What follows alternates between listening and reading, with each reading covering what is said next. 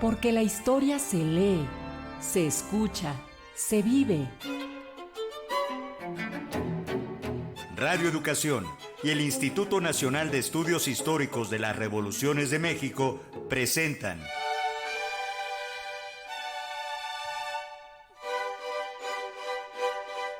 Historia viva, la voz del pueblo de México.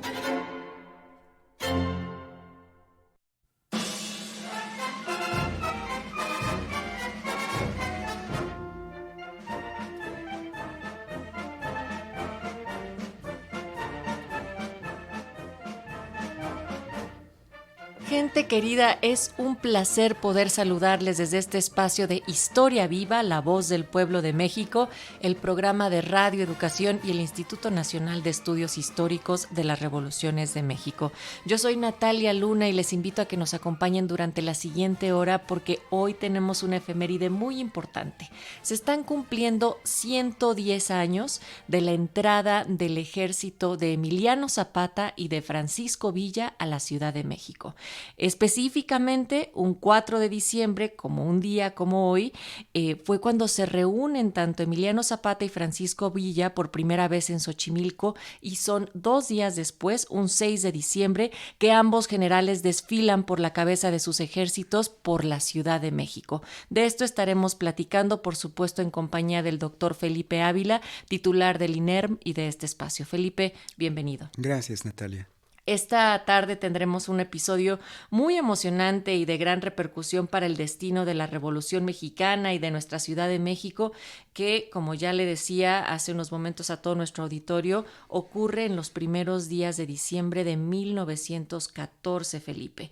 Y queremos invitar a que nos acompañen, no solamente a través de nuestra transmisión en el 96.5 de FM, estamos también en el 1060 de amplitud modulada o en alguna de las 43 estaciones e instituciones que nos comparten su señal en lo largo y ancho de la República Mexicana. Hoy saludamos de manera especial a nuestros escuchas de Radio Cultural Ayuntamiento en el 105.9 de FM, frecuencia de todos, de Quintana Roo.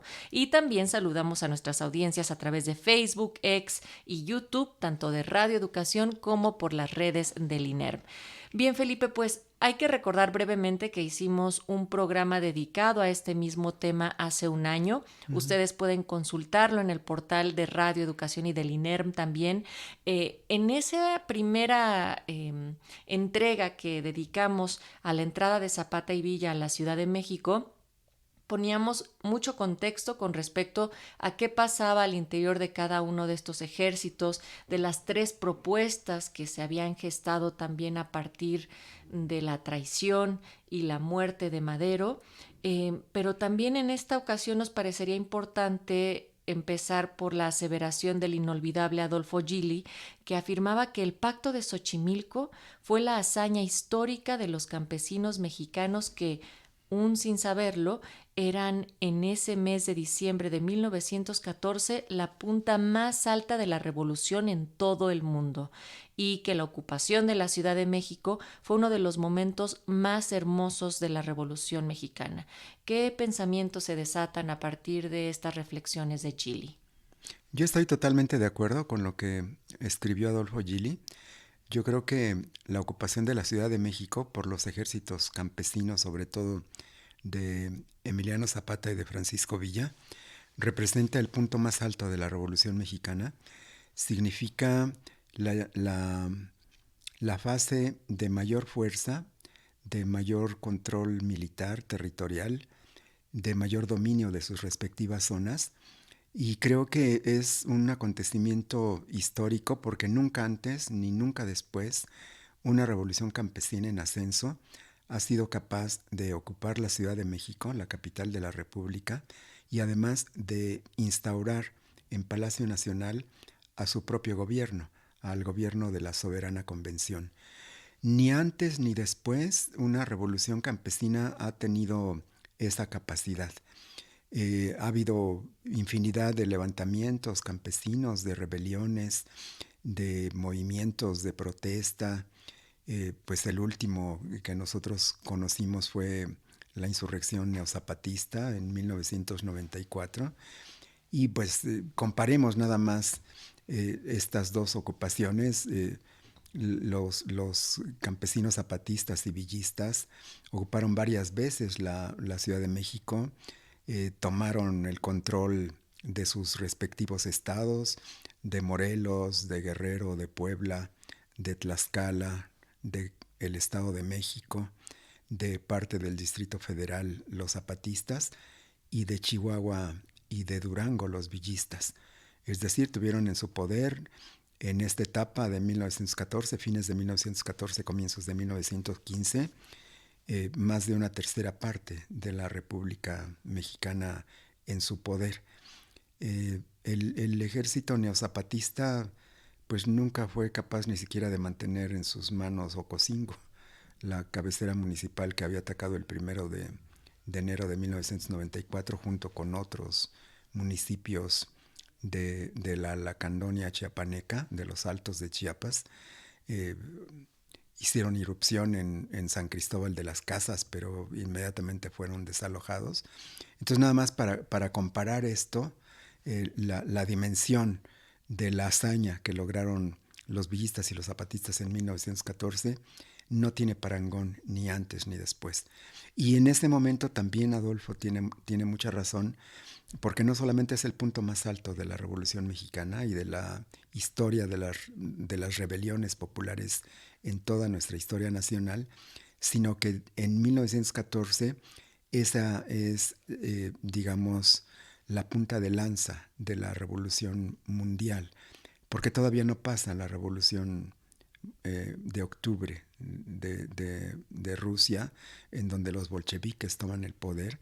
No han pasado tampoco las insurrecciones de la izquierda socialdemócrata y comunista alemana, y pues desde luego lejos está todavía la Revolución China, la Revolución Cubana, la vietnamita, la nicaragüense, que son las grandes revoluciones del siglo XX, pero que son muy posteriores. Entonces sí, Adolfo tiene toda la razón al señalar eso como la punta de lanza, la cúspide de la Revolución Mundial. ¿Y consideras que la entrada de Zapata y Villa a la Ciudad de México ha sido reconocido y entendido lo suficiente en nuestra historia? No, ha sido un episodio al que no se le ha dado mucha importancia, que se ha contado como algo anecdótico. Hay muchísimas fotografías icónicas que se han vuelto emblemáticas. Desde luego, pues la más conocida es la foto de Villa y Zapata en la oficina presidencial, en Palacio Nacional, en donde Villa se sentó en el sillón que había ahí, la silla, pensando que era la silla presidencial, que después se supo que no lo era, porque Venustiano Carranza se la había llevado por tren hasta Veracruz para protegerla. Y están las fotos de los campesinos zapatistas tomando café en el Sanborns de los Azulejos, con sus caras muy obscuras, muy de rasgos indígenas, afromexicanos, con grandes sombreros de palma que casi les cubren los ojos, y por lo que después escribieron novelistas notables como Martín Luis Guzmán, que hizo una crónica, al igual que José Vasconcelos, de esos años en donde ellos fueron protagonistas y testigos, y que después contaron en sus novelas y en su autobiografía, en el caso de Vasconcelos, estos acontecimientos. Pero no, sin duda no se le ha dado el peso que merece, y esto no nos debería extrañar, Natalia, porque muchas veces hemos escuchado que la historia la escriben los vencedores, ¿no? Y esto es cierto. En el caso de la Revolución Mexicana, lo que se destaca pues es lo que hizo la fracción que ganó la revolución. Los constitucionalistas. Exactamente. Se ha subrayado más, resaltado más las ocupaciones del constitucionalismo, y la jura de la Constitución de 1917, las elecciones presidenciales, la toma de protesta, y a partir de entonces esta fase y estos acontecimientos han sido no totalmente borrados, pero sí olvidados, Es hasta años muy recientes cuando se ha comenzado a dar mayor importancia y a rescatar esta tradición. Pero curiosamente, Natalia, no existe esto con la relevancia que merecería en los libros de texto o en los libros de historia. Y sin embargo, para la población mexicana pobre, para la población campesina, pues Zapata y Villa están en su memoria, están en su recuerdo.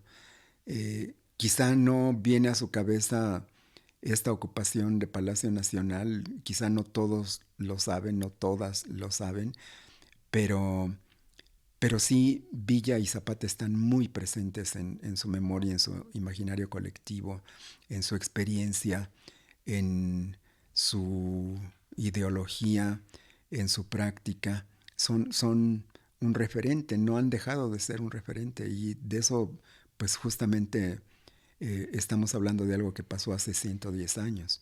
¿Cuántas veces no hemos escuchado Zapata vive, la lucha Ujú. sigue o lo hemos visto escrito en las paredes Sí. al enarbolar cualquier lucha, cualquier también manifestación en torno al territorio, en torno a la tierra y muchas otras? Incluso los propios estudiantes también han tomado la lucha zapatista y también en ocasiones villista como un ejemplo a seguir. Ahora, regresando al encuentro de Xochimilco que tiene Emiliano Zapata con Francisco Villa el 4 de diciembre de 1914, quiero citar parte de las palabras que enunció Emiliano Zapata, y él decía: le tienen mucho amor a la tierra, todavía no creen cuando se les dice esta tierra es tuya, creen que es un sueño, voy a pedir mi tierra y voy a sembrar. Sobre todo eso es el amor que le tienen el pueblo a la tierra. Es decir, parecía inconcebible un proyecto como el zapatista, que sin duda era un poco más radical, si esa palabra es pertinente, que el villista, pero se alejaba mucho más del constitucionalista, que ahí es en donde Carranza les decía: ¿tú cómo vas a dar algo que no es tuyo? A ver cuántas haciendas tienen ustedes. Y ahí se situaban algunas de las contradicciones entre los proyectos, Felipe. Sí, sin duda, este diálogo que tuvieron Zapata y Villa en Xochimilco el 4 de diciembre de 1914 es muy, muy representativo de lo que ellos dos eran, los pinta de cuerpo entero.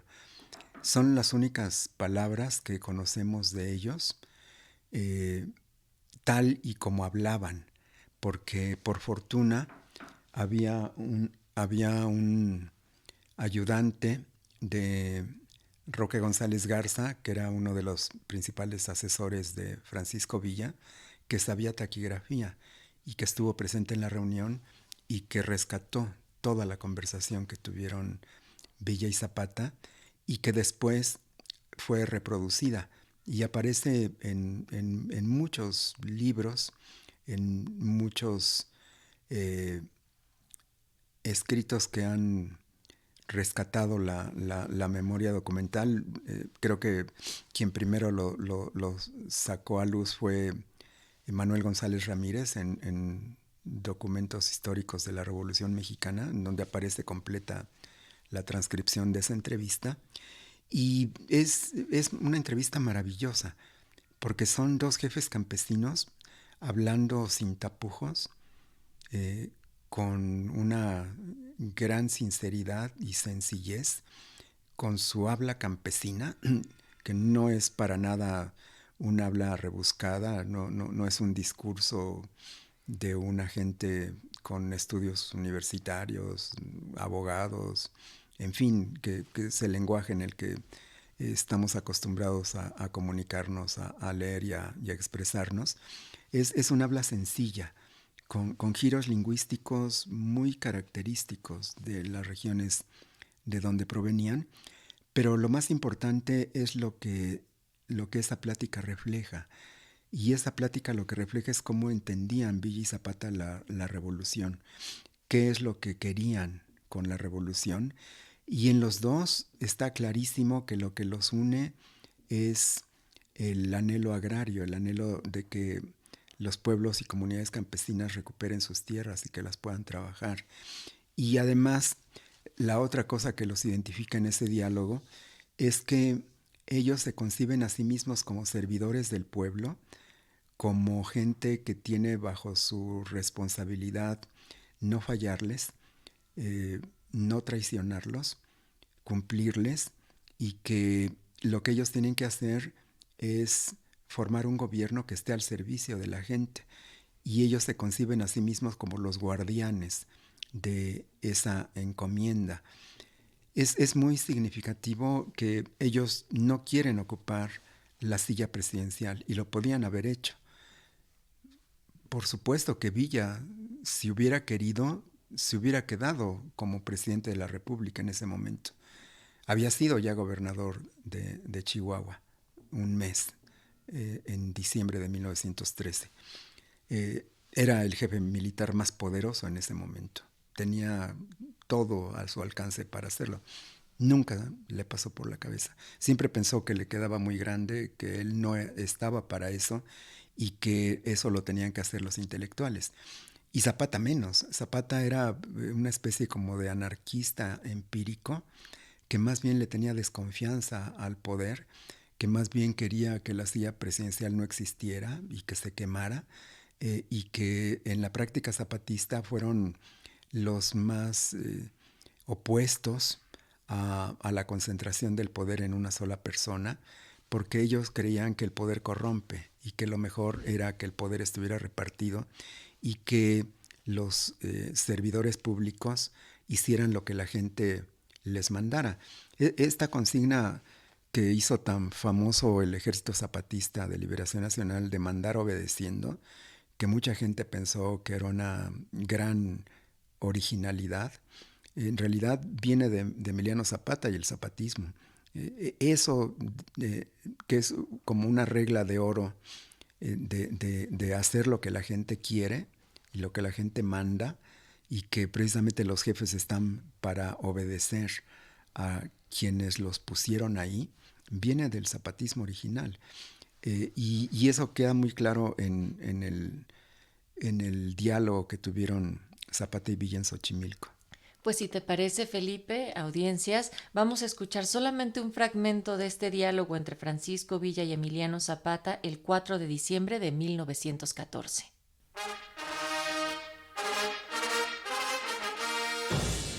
El 4 de diciembre de 1914, Emiliano Zapata y Francisco Villa se reunieron por primera vez en Xochimilco.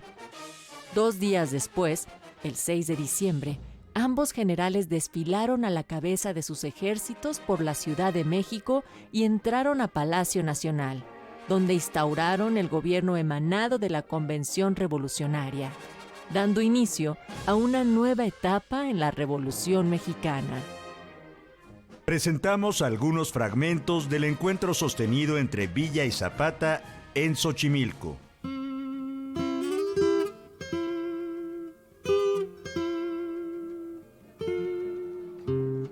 El general Villa: siempre estuve con la preocupación de que se fueran a quedar olvidados, pues yo tenía empeño en que entraran en esta revolución. Como Carranza es un hombre tan descarado, comprendía que venían haciendo el control de la República y yo nomás esperando. El general Zapata: ya han dicho a usted todos los compañeros, siempre lo dije, les dije lo mismo, ese Carranza es un canalla.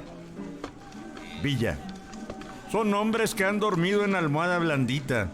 ¿Dónde van a ser amigos del pueblo que toda la vida se le ha pasado de puro sufrimiento? Zapata: al contrario, han estado acostumbrados a ser el azote del pueblo. Villa: con estos hombres no hubiéramos tenido progreso, ni bienestar, ni reparto de tierras, sino una tiranía en el país. Porque usted sabe, cuando hay inteligencia y se llega a una tiranía, y si es inteligente la tiranía, pues tiene que dominar. Pero la tiranía de estos hombres era una tiranía taruga, y eso sería la muerte para el país. Carranza es una figura que yo sé de dónde salió para convertir a la República en una anarquía. Villa: yo no necesito puestos públicos, porque no los sé lidiar. Vamos a ver por dónde están estas gentes. Nomás vamos a encargarles que no den qué hacer. Zapata. Por eso yo se los advierto a todos los amigos que mucho cuidado si no les cae el machete, pues yo creo que no seremos engañados. Nosotros nos hemos estado limitando a estarlos arreando, cuidando por un lado y por otro, a seguirlos pastoreando. Villa. Yo muy bien comprendo que la guerra la hacemos nosotros los hombres ignorantes y la tienen que aprovechar los gabinetes, pero que ya no nos den qué hacer. Zapata. Los hombres que han trabajado más son los que menos tienen que disfrutar de aquellas banquetas. No más puras banquetas. Y yo lo digo por mí, de que ando en una banqueta, hasta me quiero caer. Villa. Ese rancho está muy grande para nosotros. Está mejor por allá afuera. Nada más que se arregle esto para ir a la campaña del norte. Allá tengo mucho que hacer. Por allá van a pelear muy duro todavía. Aquí me van a dar la quemada, pero yo creo que les gano.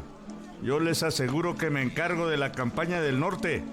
Y yo creo que a cada plaza que lleguen también se las tomo. Va a parar el asunto de que para los toros de Tepehuanes, los caballos de allá mismo. Zapata. Pero, ¿cómo piensan permanecer, por ejemplo, en las montañas y así, en los cerros? ¿De qué manera? Las fuerzas que tienen no conocen los cerros. Villa. Pues yo creo que a Carranza todavía, pero de patria no veo nada. Yo me estuve ensuichado cuando la convención. Empezaron que se retire el general Villa y que se retire. Y yo dije, yo creo que es bueno retirarse, pero es mejor hablar primero con mi general Zapata. Yo quisiera que se arreglara todo lo nuestro. Y por allá en un ranchito, lo digo por mi parte, allá tengo unos jacalitos que no son de la revolución. Mis ilusiones son que se repartan los terrenos de los riquitos. Dios me perdone, ¿no habrá por aquí alguno? ¡Es pueblo! ¡Es pueblo! Villa. Pues para ese pueblo queremos las tierritas. Ya después que se las repartan, comenzará el partido que se las quite. Zapata. Le tienen mucho amor a la tierra. Todavía no lo creen cuando se les dice, esta tierra es tuya. Creen que es un sueño. Pero luego que hayan visto que otros están sacando productos de estas tierras, dirán ellos también, voy a pedir mi tierra y voy a sembrar. Sobre todo, ese es el amor que le tiene el pueblo a la tierra. Por lo regular, toda la gente de eso se mantiene. Fragmentos del encuentro sostenido entre Villa y Zapata en Xochimilco.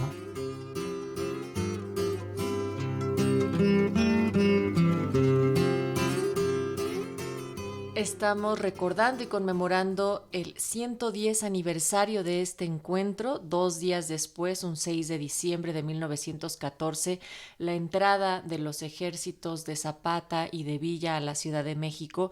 Esto es lo que estamos conversando en Historia Viva, la voz del pueblo de México, el espacio para la divulgación de la historia y el intercambio de ideas. Estoy con Felipe Ávila, es director del INERMI, quien ha estudiado profundamente a estos dos personajes. Por supuesto que se conoce más su obra por Emiliano Zapata, Felipe. Sin embargo, durante todo este periodo de la Revolución Mexicana, habría que también destacar cuáles eran algunos de los elementos importantes y el contexto de la época, al menos, por ejemplo, en la Ciudad de México, para la entrada de estos dos ejércitos hace 110 años. Bueno, la Ciudad de México, mucha gente podría pensar que había permanecido relativamente al margen de la revolución, que las grandes batallas tuvieron lugar en otros territorios. Se conoce de las grandes batallas, sobre todo de la División del Norte, en La Laguna, en Torreón, en Zacatecas, las principales batallas de Obregón en Sonora y en Sinaloa, toda la enorme batalla crucial que se llevó a cabo en el Ébano, en la región petrolera de las Huastecas. Y sin embargo, pues no hay una gran batalla en la Ciudad de México. Esto no quiere decir que haya estado al margen de la revolución, porque a la Ciudad de México le tocó la terrible experiencia de la Decena Trágica. En esos días de febrero de 1913, cuando fue derrocado y asesinado Francisco I. Madero, buena parte de la Ciudad de México fue destruida por los bombardeos. Murieron miles de personas inocentes que no tenían nada que ver, que fueron víctimas colaterales. Pero después, si bien en la Ciudad de México no ocurrieron grandes batallas, pues la Ciudad de México fue completamente dislocada, porque desapareció el gobierno en mayo, junio de 1914. Lo que quedaba del gobierno de Victoriano Huerta salió del país. Prácticamente estaba suspendida la educación. Las escuelas no daban clases, muchas maestras y maestros o se habían recluido a sus hogares o habían regresado a sus estados, o algunas se habían incorporado a la revolución. Pero prácticamente no había escuelas en buena parte de la República, y en la capital tampoco. No había burocracia tampoco, porque muchos de los empleados públicos ya no trabajaban porque no había asuntos que atender. Había desaparecido el gobierno tal y como lo conocemos. No había Congreso, no había Poder Judicial, no había tampoco periódicos. En esa etapa la mayoría de los periódicos desaparecieron, y la ciudad pues padecía graves problemas de abasto. No había alimentos suficientes, no había transporte, la electricidad era complicado que ofreciera servicio todo el tiempo. En fin, la población capitalina había sufrido graves problemas y no se había incorporado masivamente a la revolución como en otras regiones. Buena parte de la población de Morelos se hizo zapatista, y si no se adhirió al Ejército Libertador, sí le ayudaba, al igual que a los otros ejércitos en distintas regiones de la República. Pero en la capital del país, de aquí no había surgido un ejército revolucionario. La ciudad había permanecido relativamente al margen, pero eso no quiere decir que no tuviera problemas y que no padeciera lo que ocurría afuera. Entonces, cuando ocurre la ocupación villista y zapatista, a fines de noviembre y principios de diciembre del 14, la ciudad ya venía padeciendo problemas de escasez, de violencia, de inseguridad, de falta de trabajo, de falta de papel moneda, y ya había tenido la primera ocupación del constitucionalismo en agosto de 1914. Pero los constitucionalistas se habían ido cuando llegaron los villistas y los zapatistas.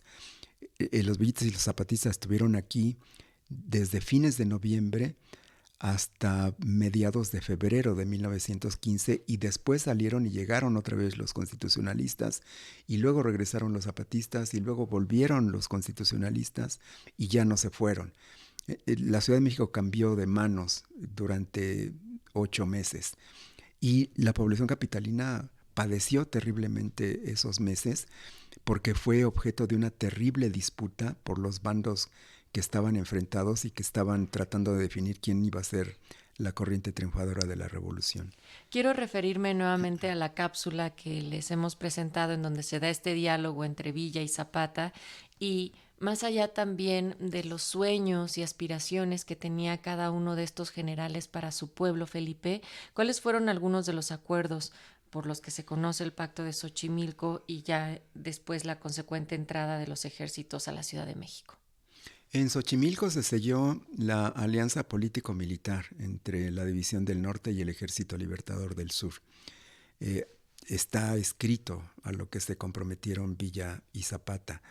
En ese pacto lo que se acordó fue que juntos iban a enfrentar al constitucionalismo y que se iban a dividir las regiones de combate, que Villa se iba a regresar al norte y ahí iba a establecer varios frentes de batalla a todo lo largo de la frontera norte, pero también de buena parte del centro del país, y que Emiliano Zapata se iba a hacer cargo del centro sur,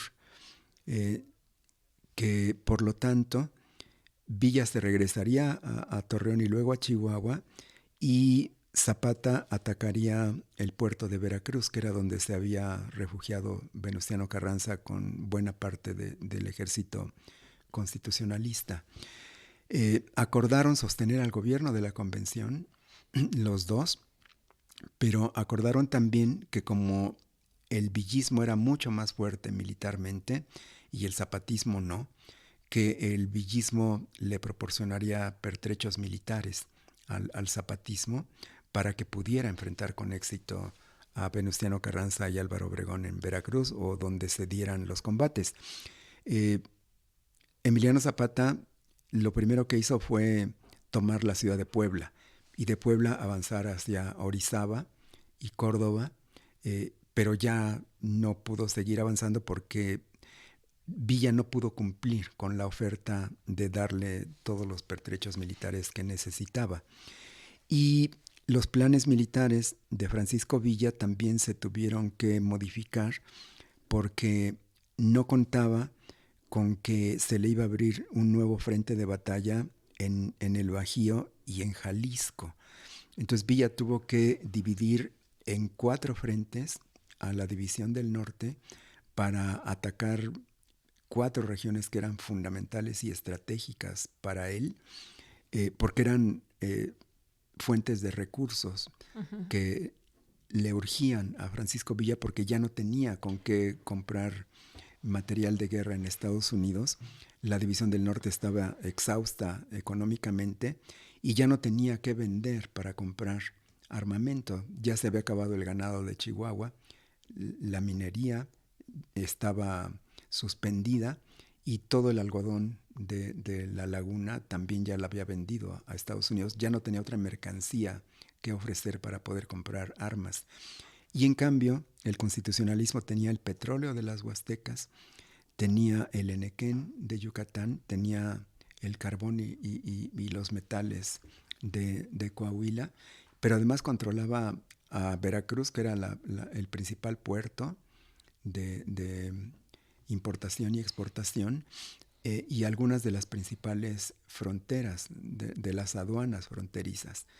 Entonces, y el zapatismo no tenía prácticamente nada, porque Morelos, Puebla y Guerrero se habían acabado casi todo el maíz y el frijol para alimentar al ejército zapatista y no tenía ninguna mercancía que ofrecer.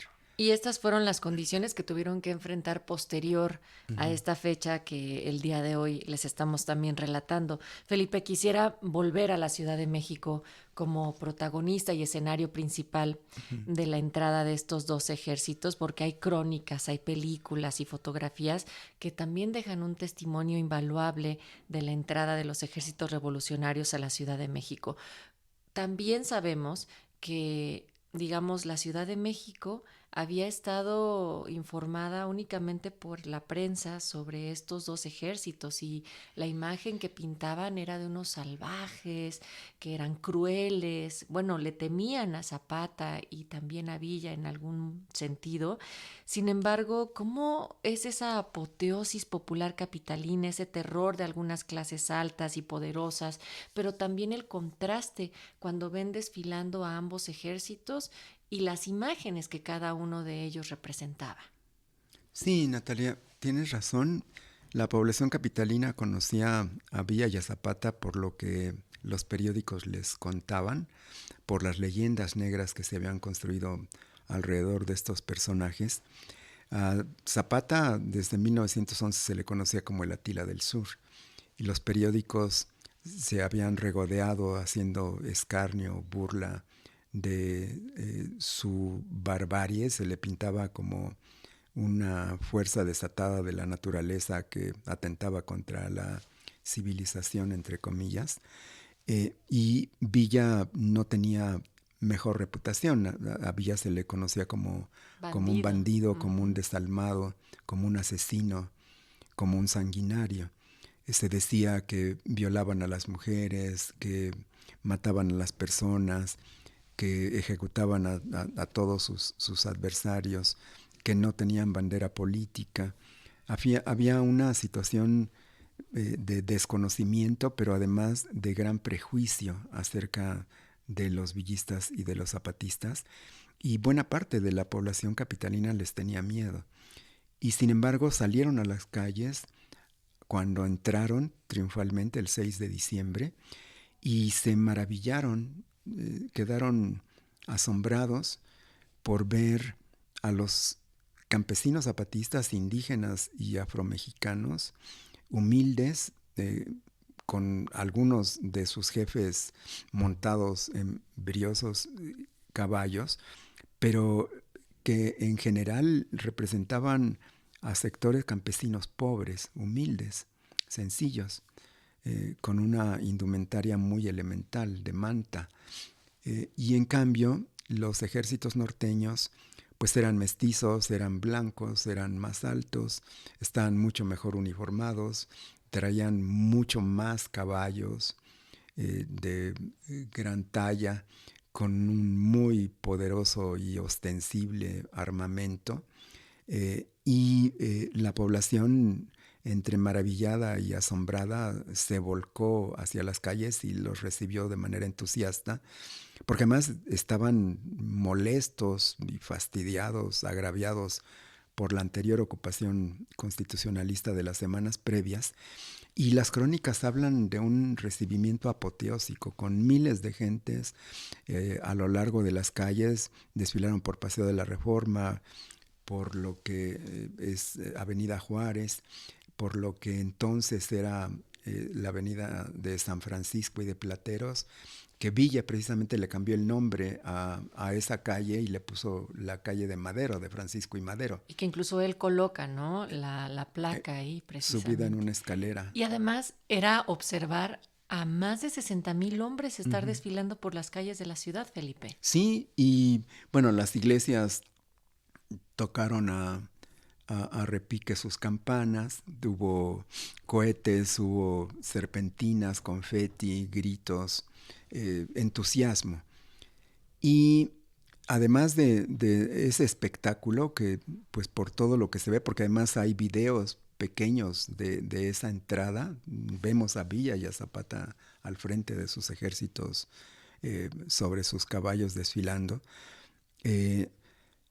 Lo que los sorprendió doblemente a los capitalinos, a las capitalinas, fue la actitud de humildad, sobre todo de los zapatistas, que en lugar de exigirles y de robarles, lo que hacían era pedirles alimento, pedirles ayuda, pedirles víveres, pero con una sencillez que estaba completamente alejada del estereotipo negativo que ellos tenían, ¿no? Hay relatos, ¿no?, de que ellos iban y tocaban a las puertas y pedían, por favor, que les dieran un plato de frijoles o algo para alimentarse. Sí. ¿Y cómo reaccionó también la población ante esto? Es decir, ¿qué vínculos también se pudieron llegar a fortalecer a través de estas interacciones? Bueno, la población capitalina tampoco estaba en bonanza, también tenía problemas de abasto de alimentos y de víveres, pero hubo escenas de simpatía, de empatía, de ayuda, de solidaridad de las clases pobres, desde luego, pero también de clases pudientes. Una cosa que contrastó mucho fue la religiosidad, sobre todo de los campesinos zapatistas, porque venían muchos estandartes de la Virgen de Guadalupe, venían marchando con su patrona. Y esto era radicalmente distinto de lo que habían hecho los norteños constitucionalistas, muchos de cuyos principales jefes eran ateos o eran anticlericales. Obregón y varios jefes del constitucionalismo lo que hacían era apresar a los curas, a los sacerdotes, a las monjas, a los monjes, exigirles préstamos forzosos, y cuando no los pagaban, además de que los metían presos, los ponían a barrer las calles, así como un escarmiento público. En cambio, pues los zapatistas eran de una religiosidad guadalupana muy sencilla, muy tradicional, y eso no se lo esperaban tampoco los capitalinos.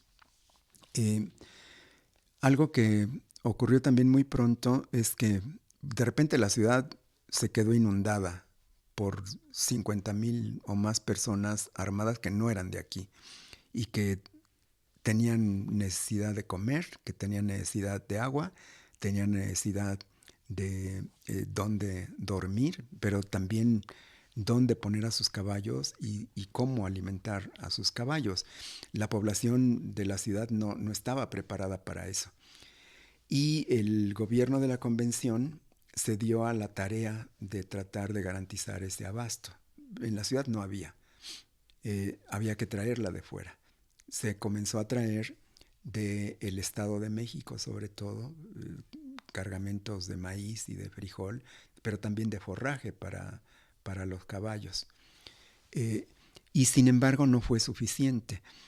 De manera que en esos meses, una cosa que fue notable fue el hambre que comenzó a cundir entre la población citadina. 1915 ha pasado la historia como el año del hambre para la población de la Ciudad de México.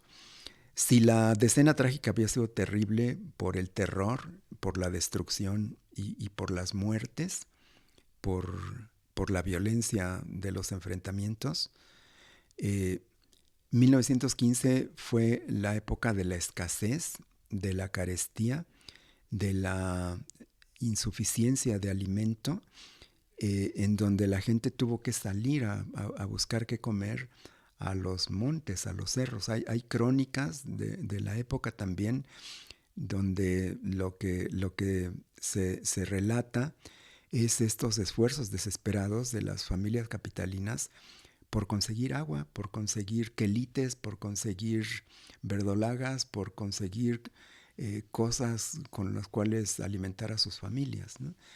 Y bueno, ni los zapatistas, ni los villistas, ni los constitucionalistas fueron capaces de resolver eso, porque además ellos estaban en guerra.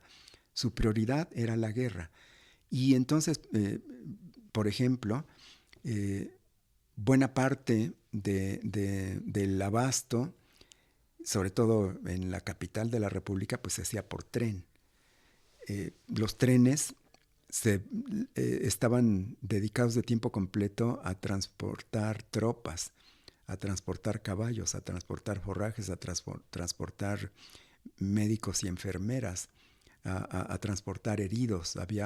Villa tenía hospitales militares en sus trenes. Era el más avanzado en eso. Y pues el traslado de alimentos, el abasto de víveres pasaba a segundo plano.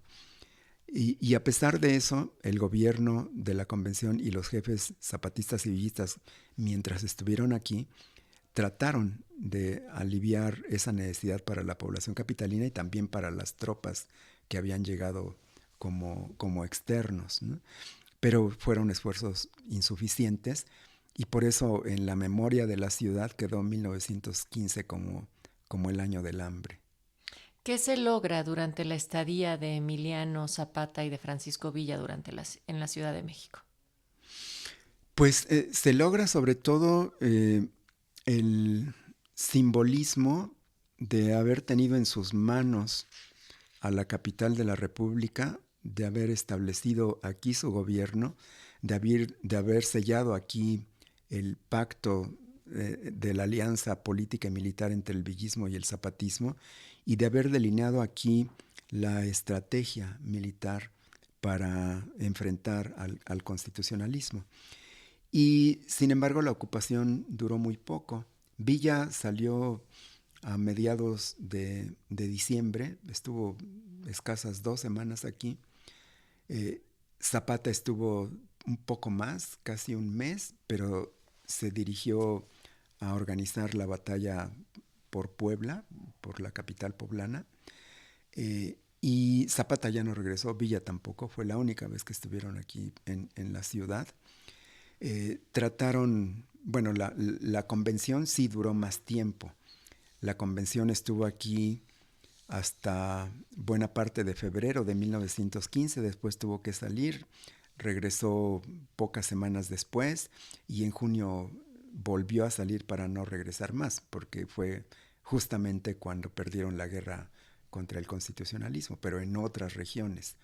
Y ni Villa, ni Zapata, ni Carranza, ni Obregón, en esos meses decisivos de la guerra civil, le dieron mucha importancia a la Ciudad de México. En términos militares, era una plaza completamente secundaria. En términos políticos, sí era importante, pero hasta que se definiera quién ganaba. Antes, no. Entonces la Ciudad de México pasó a un segundo plano. ¿Y cómo se da la salida? Es decir, también fue progresiva, como decías, primero Villa se va a mediados de diciembre y se lleva a todas sus tropas con él en ese momento. Sí. ¿Y los zapatistas dónde estaban asentados y también cómo van evacuando la Ciudad de México? Los zapatistas no eran tan externos, porque el zapatismo había zapatismo en el sur del Distrito Federal. Había zapatismo en Xochimilco, en Tlalpan, en Milpalta, en Tláhuac, en la Magdalena Contreras. Había zapatismo más hacia Toluca, en Coajimalpa. Ahí el zapatismo había arraigado, tenía mucha fuerza. Era la misma región geográfica, cultural, histórica. El sur de Morelos, el norte de Morelos y el sur del Distrito Federal, y también era la misma zona, el oriente de Morelos y el suroriente de la Ciudad de México y del Estado de México, de Chalco y Amecameca y la zona de los volcanes, ¿no? Entonces, pues los zapatistas eran prácticamente vecinos de la Ciudad de México, y ellos no salieron abruptamente, su salida fue más paulatina. Quien salió inmediatamente fue Villa con el grueso de su ejército, prácticamente no se quedó aquí nadie, solo quienes eran parte de la convención, los delegados a la convención y sus estados mayores. Zapata salió con el grueso del Ejército Libertador hacia Morelos y después a Puebla. Ya para la Navidad de ese año ya estaban combatiendo por la ciudad de Puebla los zapatistas. Pero aquí se quedaron más zapatistas que villistas. Los villistas sí prácticamente se fueron completitos. Fue una salida ordenada, una salida militar, una movilización de tropas conducidas por sus jefes. Pero después, en las sucesivas disputas por la Ciudad de México en 1915, ahí sí las salidas fueron más abruptas, porque era de repente cuando perdían una plaza y que eran destruidas sus líneas defensivas, y entonces tenían que salir en estampida. Las dos salidas de los zapatistas en la Ciudad de México, en 1915, tuvieron que ser ante el arribo de los constitucionalistas, escapando para que no los tomaran presos y no los fusilaran, ¿no? A 110 años de estos acontecimientos, hemos hecho una crónica de cada uno de los hechos, pero ¿qué significados e interpretaciones le encuentras a este suceso histórico para poder concluir? Bueno, yo creo que en la historia nacional, desde el punto de vista de la historia de los movimientos populares, no hay una hazaña mayor que esa. Y eso quedó en la memoria colectiva. Cuando se hace historia identificándose con los de abajo, con los campesinos, los indígenas, hombres y mujeres, con los trabajadores, estas fechas son las más importantes. Para quien simpatiza con las élites, con los poderosos, pues desde luego que les causa desagrado, les causa reserva, incluso los siguen descalificando. Hay historiadores, ideólogos, politólogos, conservadores que se identifican más con el poder de siempre, que le asignan una importancia menor o anecdótica a estos acontecimientos y los descalifican, ¿no? y señalan sus aspectos más negativos, como la violencia, los asesinatos, las ejecuciones. Se escandalizan por eso. Pero pues así son las revoluciones. Por eso son las revoluciones, para cambiar las cosas. Y pues no queda de otra más que hacerlo así. Así es como ha avanzado la humanidad desde siempre, a través de revoluciones. Marx lo dijo con mucha fuerza: las revoluciones son las parteras de la historia, son las locomotoras de la historia, las que provocan los cambios verdaderos. Desde ese punto de vista, por eso es que se les sigue recordando, porque para los de abajo, para quienes se identifican con la población más pobre, con los marginados, con los olvidados, con los invisibilizados, el acontecimiento central de esta historia es esa ocupación de la Ciudad de México por los ejércitos de Villa y Zapata en 1914, y así es como se le recuerda, y así es como a mí me gusta recordarla.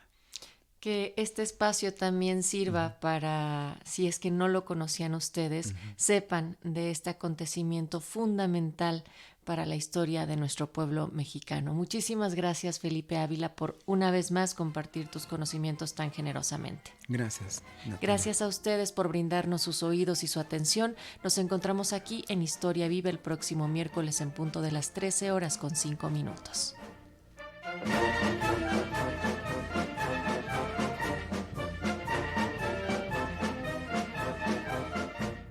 Participamos en este programa Salvador Castro, Óscar Guerra, Alma Lilia Martínez, José Ángel Domínguez, Tania Nicanor, Roberto Hernández, Andrea Velázquez y Francisco Aguilar.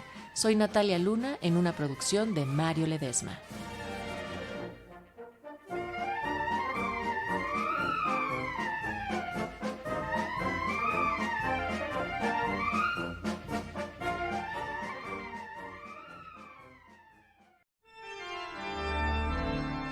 Porque la historia se lee, se escucha, se vive.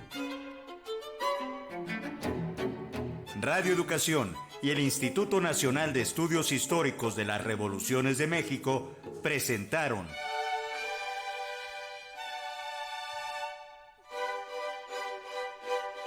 Historia Viva, la voz del pueblo de México.